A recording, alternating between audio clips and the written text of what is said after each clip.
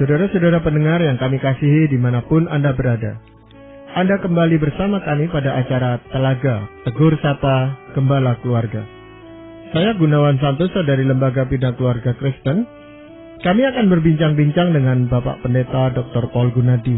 Beliau adalah seorang pakar dalam bidang konseling serta dosen di Seminari Alkitab Asia Tenggara, Malang. Perbincangan kami kali ini tentang masalah kuasa dalam keluarga, bagian yang kedua. Kami percaya acara ini pasti bermanfaat bagi kita sekalian dan dari studio kami mengucapkan selamat mengikuti. Mengenai masalah keluarga ini memang yang terjadi kuasa di dalam keluarga, Pak boleh mewariskan kuasa kepada anak-anaknya itu bukan sesuatu hal yang sederhana ternyata dalam perbincangan kita yang lalu. Dan kita akan melanjutkan perbincangan ini tentang bagaimana terjadinya perebutan kekuasaan dan sebagainya itu Pak Paul. Tetapi supaya para pendengar kita bisa mengikuti perbincangan ini dengan lebih baik, Pak Paul mungkin bisa menguraikan secara singkat apa yang pernah kita bicarakan beberapa waktu yang lalu. Istilah kuasa bisa memang menimbulkan pemikiran yang negatif ya dalam benak kita. Kok dalam keluarga ada yang namanya kuasa dan sebagainya. Namun sesungguhnya kata kuasa itu sendiri dalam konteks keluarga bukanlah sesuatu yang negatif. Malah ini sesuatu yang sangat perlu, Pak Gunawan. Kenapa? Sebab orang tua, dalam hal ini ayah dan ibu, seharusnya lah memiliki kuasa atas rumah tangganya, atas anak-anaknya. Nah, dalam keluarga di mana penempatan kuasa berjalan dengan baik dan kuasa dilaksanakan juga dengan tepat, akhirnya akan menciptakan suasana tentram dalam keluarga itu. Menciptakan sebuah arah yang jelas dalam keluarga itu. Dan pada akhirnya, anak-anak pun akan bertumbuh kembang menjadi anak-anak yang kuat dan sehat. Dalam pengertian, mereka pun berkembang memiliki kuasa atas hidupnya pula. Sebaliknya, kalau orang tua tidak menjalankan fungsinya dengan benar, akibatnya kuasa yang seharusnya melekat pada diri mereka akhirnya tanggal, copot, dan banyak hal bisa terjadi. Hal-hal yang semuanya bersifat negatif. Kita sudah bahas tentang orang tua yang terlalu otoriter. Baik ayah, ibu, atau keduanya. Otoriter, melindas anak-anak. Pendapat anak-anak tidak pernah didengarkan. Dalam kasus seperti itu, anak-anak akan bertumbuh besar, sama sekali tidak memiliki kuasa atas hidupnya. Tidak bisa berbicara, berdialog dengan orang tua, karena kuasa orang tua terlalu besar dan menindih si anak. Ada dua kemungkinan. Si anak bertumbuh besar, pasif, tidak percaya diri, lemah, atau dia haus kuasa. Dikit-dikit maunya berkuasa, dikit-dikit maunya melawan orang. Nah, itu contoh yang terjadi di dalam keluarga di mana kuasa digunakan secara berlebihan. Namun kita juga bahas kebalikannya. Di rumah tangga di mana kuasa tidak digunakan, tidak ada sama sekali. Baik pada ayah, pada ibu, atau pada keduanya. Nah, dalam kasus seperti itu, acap kali yang terjadi ialah anak dipromosikan menjadi pengemban kuasa. Si anak belum siap, usianya masih terlalu dini. Tapi karena kondisi, dia terpaksa memikul beban sebagai salah satu orang tua dan memegang kuasa atas adik-adiknya, bahkan kadang-kadang atas keluarganya. Nah, ini akan sangat menekan dia, membuat dia rawan frustrasi. Karena apa? Dia merasa dia sudah bekerja keras, dia sudah mengorbankan segalanya untuk keluarga, tapi kok orang nggak menghargai dia. Dia rawan frustrasi, tapi sebaliknya juga dia memang orang yang tidak mudah hidup dengan orang lain. Karena dia cenderung mau mendominasi orang lain. Maunya mengatur orang lain. Dan susah untuk menerima masukan atau teguran dari orang lain pula. Nah, jadi inilah latar belakang yang akan kita angkat pada kesempatan ini, Pak Gunawan. Ya, kalau yang ideal itu sebenarnya yang bagaimana ini antara kuasa di sana ada orang tua ayah, ada ibu, ada anak-anak dan sebagainya. Idealnya seperti apa sebenarnya? Idealnya adalah sudah tentu orang tua menjadi pemegang kuasa dan anak-anak berada di dalam kuasa orang tua. Namun kuasa dilakukan atau diberikan, dilaksanakan dengan cara-cara yang tepat. Dan juga harus ada penempatan kuasa. Dalam hal ini, si ayah adalah pemegang tampuk kekuasaan. Dia sebetulnya tuh yang menjadi kapten atau nakoda pada keluarganya, dan si ibu menjadi pelaksana ya dalam menjalankan peran sebagai orang tua yang juga mempunyai kuasa. Dan dalam pelaksanaannya, ayah serta ibu akan bekerja sama. Ayah akan tetap melibatkan ibu dan menghargai masukan ibu. Dan ibu juga menghormati keputusan si ayah yang menjadi pemegang kuasa itu. Nah, kalau ini jelas, anak-anak pun akan jelas siapa yang mempunyai kuasa, dan mereka tetap menghormati karena kuasa dilaksanakan dengan cara yang tepat. Ya, karena itu mungkin dengan jelas itu Alkitab mengatakan tugas pendidikan itu kepada ayah, Pak Paul, ya? Betul sekali. Makanya Alkitab dengan jelas berkata, didiklah anakmu dalam takut akan Tuhan. Dan tugas itu memang secara eksplisit diserahkan kepada ayah. Karena anggapannya atau asumsinya adalah si ayah pemegang kuasa itu. Dialah yang seharusnya terlibat secara langsung. Jangan sampai ayah seluruh tugas mengorangtuai dibebankan pada ibu, bukan pada dirinya. Ya, tapi seringkali juga di dalam keluarga itu, Pak Paul, terjadi perebutan kekuasaan itu. Entah antara orang tua dan anak, entah suami dan istri itu. Kok sampai terjadi seperti itu? Faktor apa penyebabnya, Pak Paul? Nah, biasanya faktor yang membuat terjadinya perebutan kekuasaan adalah, pertama, dua-duanya, misalkan ayah ibu, orangnya berkarakter super keras.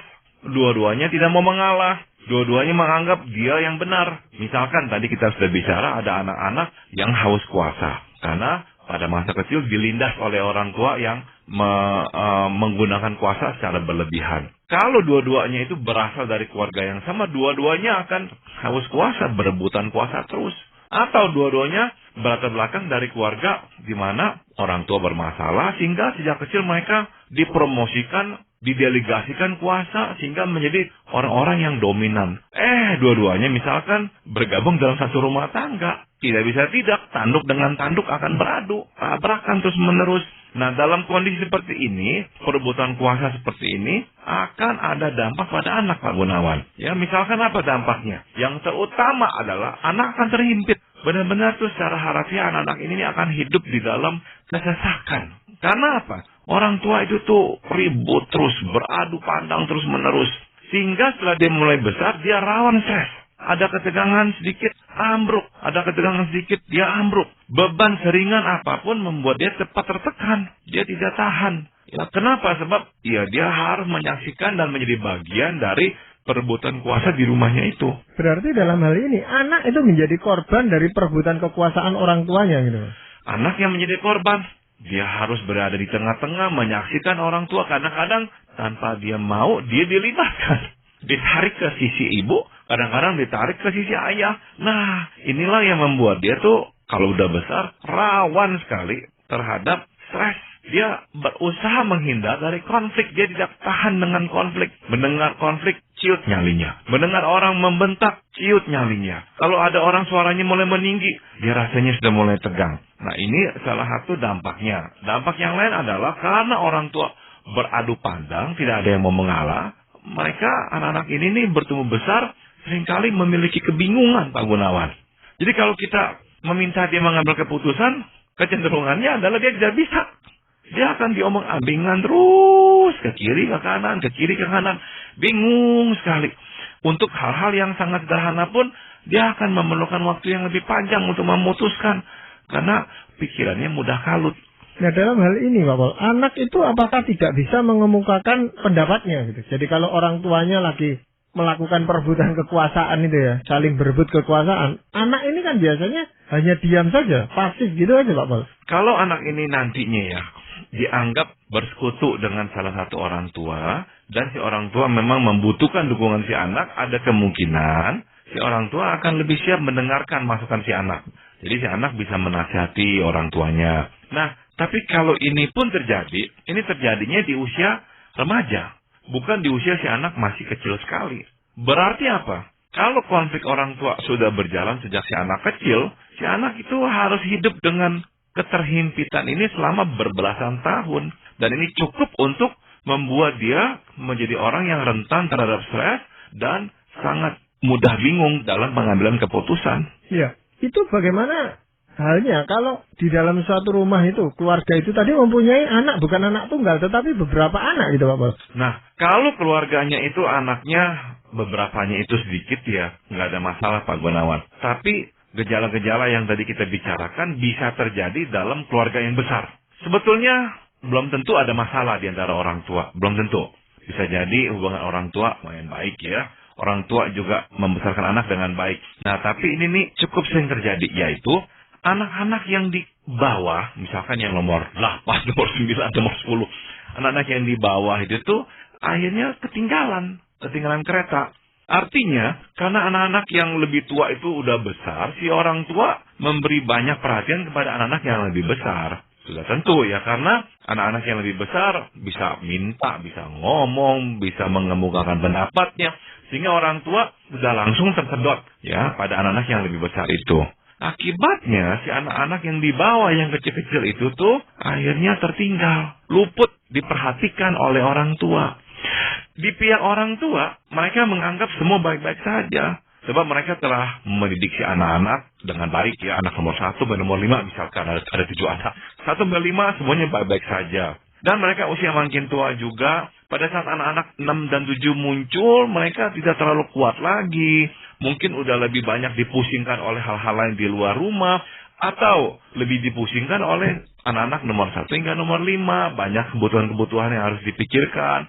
Sehingga yang nomor 6 dan nomor 7 ketinggalan. Apa dampaknya?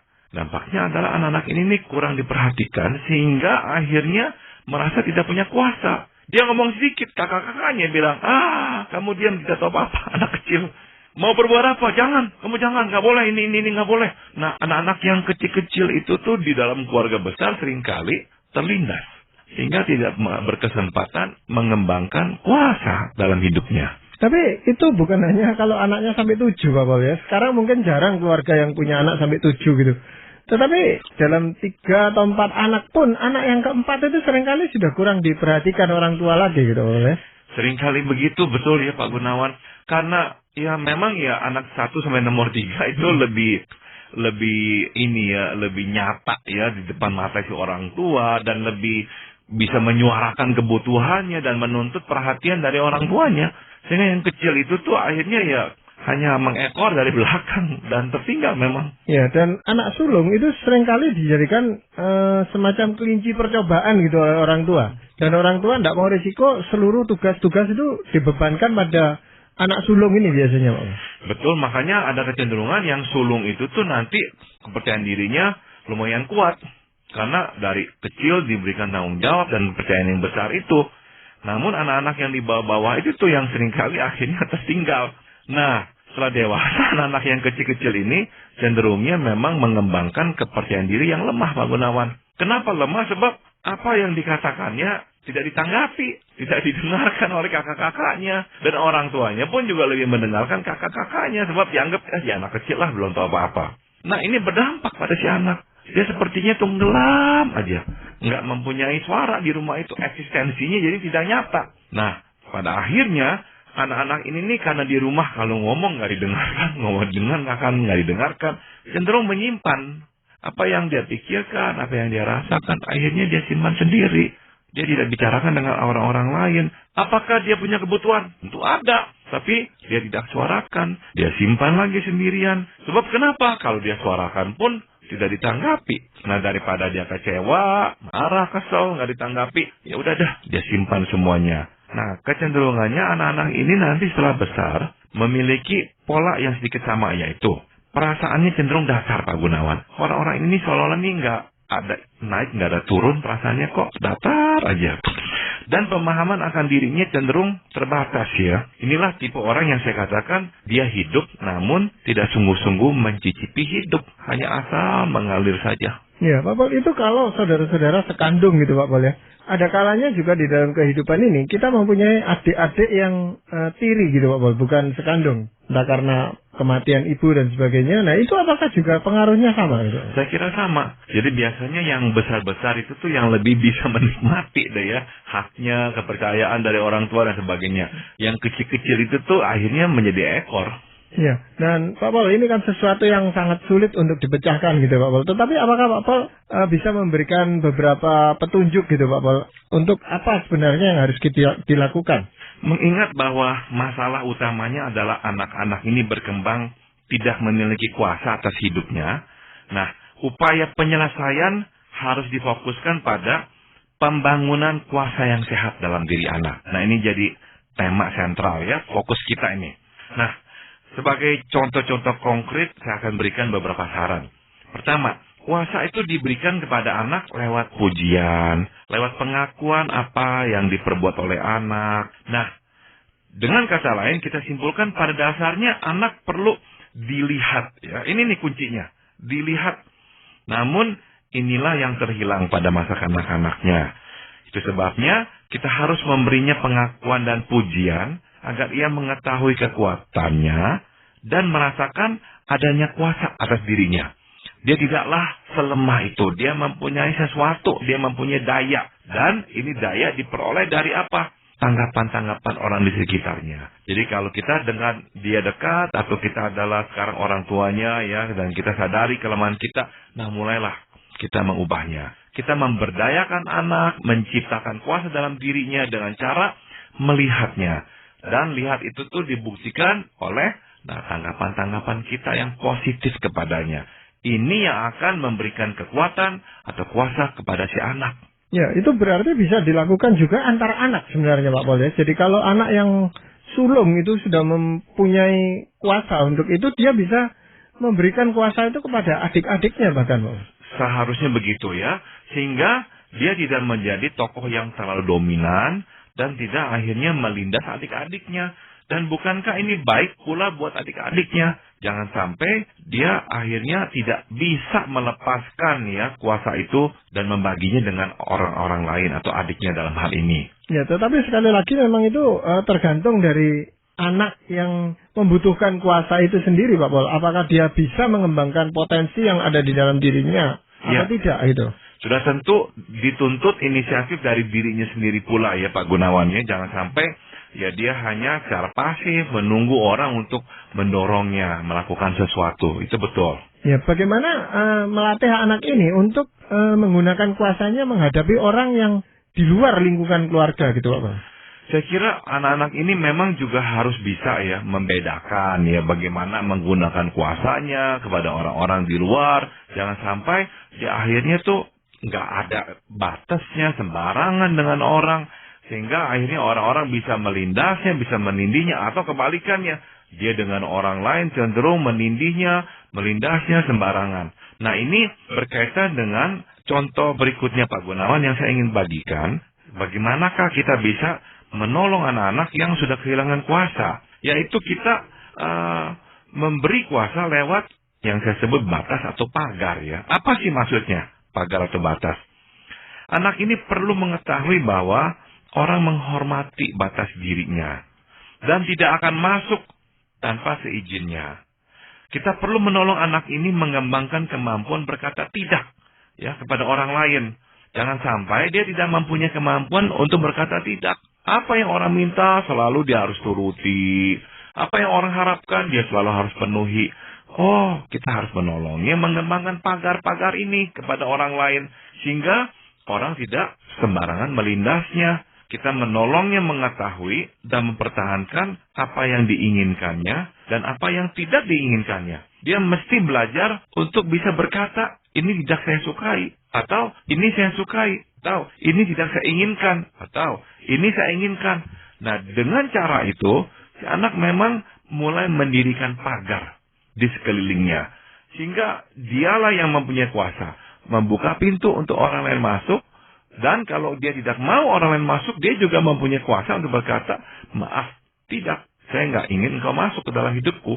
Ya, dalam hal ini peran orang tua saya rasa besar sekali Pak Paul untuk memberikan rasa percaya diri pada anak itu di dalam membangun pagar itu. Karena sekalipun anak itu sudah membangun pagar, tapi kalau orang tua selalu melanggarnya, misalnya masuk ke kamarnya tanpa ngetuk pintu, tanpa permisi, bongkar-bongkar tasnya, lama-lama anak itu juga merasa kecewa Pak. Merasa kecewa, dia merasa juga ya apa gunanya, dia mempunyai lemari, dia mempunyai pintu, akhirnya orang tua tetap aja seenaknya masuk keluar, menginjak-injak dirinya. Nah, memang ada anak-anak yang halus perasaannya akan terus terima dan diam saja, walaupun dia sangat tertekan dan tertusuk. Tapi akan ada anak-anak yang tidak terima perlakuan seperti itu, dia makin nanti menyembunyikan dirinya. Dia makin membuat dirinya itu penuh dengan kerahasiaan. Ini jadi tidak sehat. Karena berarti apa? Tinggal selangkah lagi, dia akan mulai berbohong kepada kita. Ya, Pak Pol, apakah kuasa itu kita berikan kepada anak secara tidak terbatas, Pak Pol? Tidak, Pak Gunawan. Kita harus memberikan kuasa dengan terbatas ya, tidak sampai jor-joran ya. Nah, apa tuh maksudnya tuh? Saya kira saya mau gunakan istilah pembatasan. Yaitu, ya perlu memperhatikan ruang geraknya sendiri sehingga tidak seenaknya masuk ke dalam ruang kehidupan orang lain. Dia harus menyadari bahwa orang lain pun mempunyai pagar pemisah dan bahwa ia harus menghormatinya. Dalam kasus yang tadi kita bicarakan, anak yang dipromosikan di usia dini sehingga dominan sekali, maunya menguasai orang. Nah, ini contoh anak ini tidak mengenal batas. Sebab orang tua tidak menerapkan pembatasan pada dirinya, malahan jor-joran menganugerahkan kuasa kepadanya. Sehingga dia nanti dengan enak masuk keluar rumah orang, menginjak-injak orang, nggak peduli orang lain punya perasaan. Nah, ini kan menjadi problem tersendiri dalam hidupnya kelak. Iya. Selain pembatasan, saya rasa memang tanggung jawab itu harus diikut sertakan di dalam pemberian kuasa, Pak Pol, ya, karena kuasa dan tanggung jawab ini sangat berkaitan. Betul, kalau tidak dia akan hanya memikirkan haknya dia. Dia mempunyai kuasa, dia mempunyai hak, dia bisa mendapatkan apapun yang diinginkan. Oh tidak, nah dengan kita memberikan pembatasan, dia akan berhenti. Dan salah satu bukti atau contoh konkret pembatasan adalah memang tanggung jawab. Dengan dia belajar bertanggung jawab, dia belajar membatasi dirinya. Sehingga dia tidak lagi menjadi orang yang semaunya. Ya, dan usia itu juga menentukan, Pak Pol, ya, sampai sejauh mana kita itu memberikan kuasa itu tadi gitu. Jadi tidak diberikan sekaligus tapi bertahap, disesuaikan dengan usia anak kan, Pak Pol? Betul sekali. Dan malangnya Pak Gunawan harus diakui bahwa kadangkala ada rumah tangga yang seperti ini, Pak Gunawan. Anak-anak ini sudah akil balik. Sudah dewasa, sudah punya keluarga sendiri, tapi ada orang tua yang tidak mau mengerti itu. Sampai usia seberapapun mereka itu tuh merasa tetap berkuasa atas anak-anaknya. Kehendak mereka benar-benar seperti titah raja yang harus dipatuhi oleh anak. Nah, saya kira ini tidak benar ya, kasihan sekali pada anak-anak ini. Kalau mereka melawan nanti melukai orang tua, tidak melawan tertekan luar biasa. Nah, makanya kembali kepada kita orang tua, kita mesti tahulah ya, pagar kita, batas kita pula. Jangan kita seenaknya kepada anak-anak kita. Ya memang ini sesuatu pergumulan bagi orang tua, Pak Pol. Karena dengan mewariskan kuasa itu kepada anak, kita itu merasa ada sesuatu yang hilang dari diri kita itu. Betul, Pak Gunawan. Dan ini memang menuntut kebesaran hati seorang ayah atau ibu ya. Bahwa oke, saya berikan kau kuasa ini, berarti kuasa kita atas dia pun berkurang. Intinya itu, tepat sekali Pak Gunawan. Waktu kita memberinya kuasa, kita kehilangan kuasa itu. Sebab berarti kita sekarang berkata, oke, saya menghormati dan akan juga mendengarkan apa yang kau harus katakan. Berarti kuasa kita kurang. Tapi itulah yang memang seharusnya terjadi. Sehingga nanti setelah kita semua sudah tua dan anak sudah dewasa, kita berdiri memang sama tinggi sama rendah. Saling menghormati satu sama lain. Ya itu yang dibutuhkan, kerendahan hati itu dan penyangkalan diri sebenarnya, Pak Pol. Iya, betul sekali Pak Gunawan. Ya, Pak Pol, di dalam hal ini, di dalam hal penyelesaian masalah-masalah kuasa ini, sebenarnya kuasa itu kita terimakan dari Tuhan, Pak Pol. Kita tidak punya kuasa apa-apa sebagai manusia. Nah ini bagaimana kaitannya, Pak Pol? Nah ini saya kira kita langsung terapkan pada firman Tuhan ya. Dan saya langsung saja bacakan di kisah para rasul 1 ayat 8. Tapi kamu akan menerima kuasa kalau Roh Kudus turun ke atas kamu, dan kamu akan menjadi saksiku di Yerusalem dan di seluruh Yudea dan Samaria dan sampai ke ujung bumi. Nah, kuasa adalah kuasa rohani di sini Pak Gunawan. Kuasa rohani adalah kuasa untuk melakukan dan menggenapi pekerjaan Tuhan di bumi ini. Dan kita harus kembali kepada perspektif semula ini nih. Tuhan memberi kita kuasa rohani agar kita bisa melakukan dan menggenapi pekerjaannya di dunia selama kita masih ada. Jadi, kita sebagai orang tua pun harus melihat dari konteks atau perspektif yang sama. Kita mau menciptakan kuasa pada anak-anak. Namun, kita harus ingat, kuasa yang sehat adalah kuasa yang juga rohani. Di mana anak-anak melihat orang tua saleh, orang tua rohani, dan itulah kuasanya si orang tua. Dan si anak melihatnya, nanti si anaknya juga menyerap. Mengembangkan kehidupan rohani yang sehat, sehingga mereka pun mempunyai kuasa rohani. Sehingga akhirnya semua bisa melaksanakan kehendak Tuhan di bumi ini selama kita masih ada di sini. Nah, kita kembalikan maka kepada payung yang Alkitab sudah tetapkan ini. Ya, nah, kita tahu bahwa kuasa dari Tuhan hanya dapat diperoleh dari kehidupan yang berserah penuh kepadanya. Ya, kita nggak bisa tuh menerima kuasa kalau kitanya tuh nggak mau menerima, nggak mau taat dan patuh kepadanya. Kita harus berserah kepadanya. Nah, dengan kuasa Tuhan kita dapat melakukan pekerjaan Tuhan. Sebab bukankah itu adalah tujuan Tuhan menempatkan kita di dunia ini? Ya, sebenarnya hal itu kita juga melihat di dalam diri Adam dan Hawa yang juga diberi kuasa oleh Tuhan, ya Pak Eto. Mereka mendapatkan kuasa untuk dapat memang mengatur dan mengelola isi alam semesta ini. Dan sekali lagi kuasa itu dari Tuhan. Orang tua pun juga memang menerimanya kuasa itu juga dari Tuhan. Dan mereka harus menggunakannya dengan tepat sehingga anak-anak dapat bertumbuh kembang, memiliki kuasa juga, tapi kuasa yang tepat dan proporsional. Ya, saya rasa hal itu yang perlu ditekankan kepada anak-anak kita bahwa ini adalah dari Tuhan gitu Pak Paul. Sehingga mereka tidak bisa bermain-main dengan kuasa yang mereka peroleh itu Pak. Betul. Jadi mereka pun berhati-hati sebab mereka tahu Tuhan memberi, berarti Tuhan akan menuntut pertanggungjawaban. Ya, nggak sembarangan. Dan sekali lagi kita ingat, tujuannya kuasa itu bukannya untuk mendominasi, untuk menguasai orang lain, sama sekali tidak. Tapi kuasa pada akhirnya adalah untuk melakukan pekerjaan Tuhan. Supaya pekerjaan Tuhan terlaksana dengan efektif. Nah, itu sajalah tujuan akhirnya. Ya, terima kasih Pak Paul. Saya percaya sekali perbincangan ini akan sangat berguna baik bagi orang tua maupun bagi anak-anak para pendengar kita. Terima kasih Pak Paul untuk perbincangan kali ini.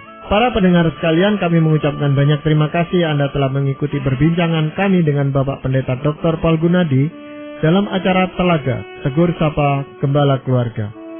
Kami baru saja berbincang-bincang tentang masalah kuasa dalam keluarga bagian yang kedua. Bagi Anda yang berminat untuk mengetahui lebih lanjut mengenai acara ini, silakan menghubungi kami lewat surat.